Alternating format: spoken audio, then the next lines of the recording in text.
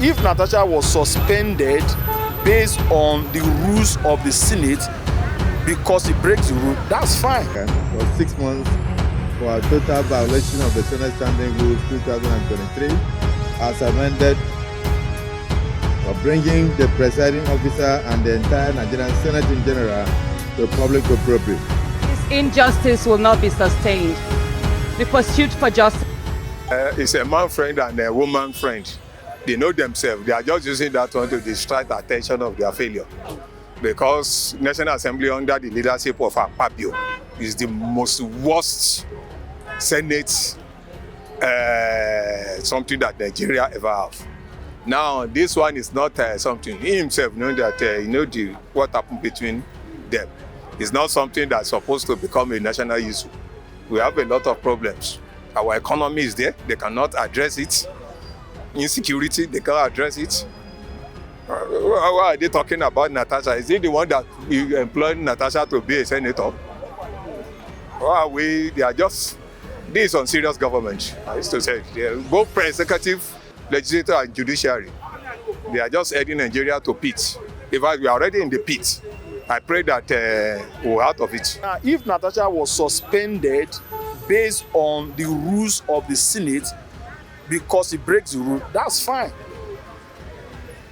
Because the Senate said that there are rules and regulations, there's a standing rules in the House already. But if Natasha breaks those Senate rules, he should be punished for it.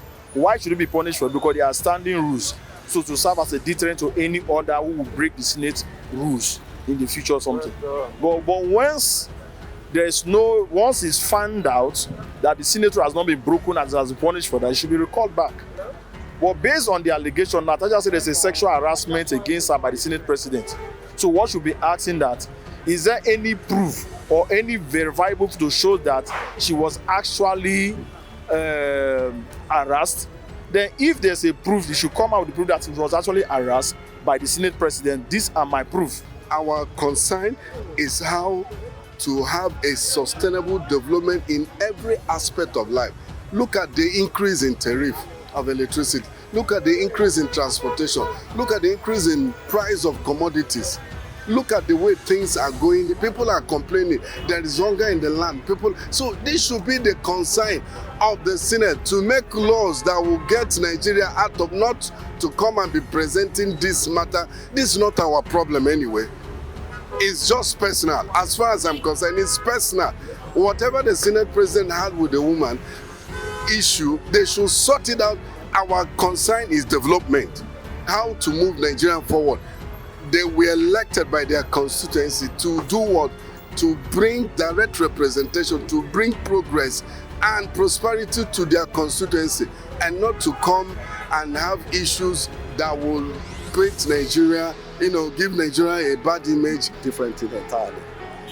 He breached the rules of the House. So that is what led to the sexual suspension, not the issue of sexual harassment. Sexual harassment is another thing entirely. That one is in court. But Senate, they have their rules. So I think the suspension is in order. There is always, where there is no law, there is no sin. So they have rules and laws that guide them in the National Assembly. The case of Senator Natasha and the Senate President, Godswill Akpabio, to me, the suspension of Senator Natasha is injustice. Injustice in the sense that, this is Nigeria, and Nigeria, even the Senate President itself has behaved in this way in this House Senate before, and it was not suspended. Why Senator Natasha's own?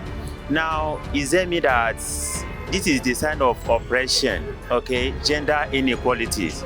Okay, is there me that because the women are not much in the House of Senate, is that why they are oppressing them?